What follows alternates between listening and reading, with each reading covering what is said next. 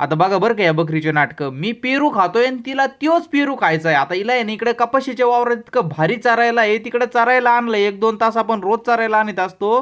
तर ते तिला सोडून आणि तिला हे पेरू खायचं आहे. तर रामकृष्ण हरी मंडळी सकाळी-सकाळी मस्तपैकी राजहंस कोंबड्या सगळं सोडून दिलं. त्यांना बाजरी टाकली. मस्तपैकी सगळे खात होते. आता विषय आज झालाय, की बाबा थंडी लय सुटायला लागली. इतकी मोकार थंडी सुटायला लागली, की बाबा सगळ्या आपल्या पाठींला सर्दी झालेली. आता आपलं जे शेड होतं ना ते मोकळं होतं बरं का. त्याच्यामुळे थंड हवा आहे ना आत खेळत राहायची. त्याच्यामुळे त्यांना झाली सर्दी. आता सगळ्या शेडला आहे ना मस्तपैकी हिरवं नेट लावलंय आणि थोडं ते नेट वर पण करता येतं, कारण की आतले जे गॅसेस बनतात ना ते पण बाहेर निघले पाहिजे. होत नाही इकडे बाहेर आलो तर इकडे आपले प्युअर गावरान कोंबडीचे पिल्लं सगळे मोकळे सुटले होते बाबा. त्यांना धरू धरू आत टाकलं. काय मोठे झालेत भाऊ, विषयच नाही करायचा आहे. बघा ना पिल्लू काय तगडं झालंय.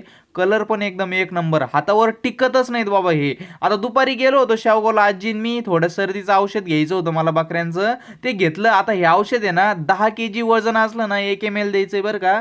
आता सरासरी आपल्या पाठींचं वजन 20 नाही तर 18-20 किलो आहे. त्याच्यामुळे सरासरी 2 ml देऊन टाकलं. आता हे औषध आहे थोडं ऍसिडिक आहे बरं का. त्याच्यामुळेच वाकडे तिकडे मान करायला लागली ही पाठ. आता सगळ्या पाठींना घेतो पाजून मस्तपैकी. तर तुम्ही लाईक शेअर सबस्क्राईब नक्की करा.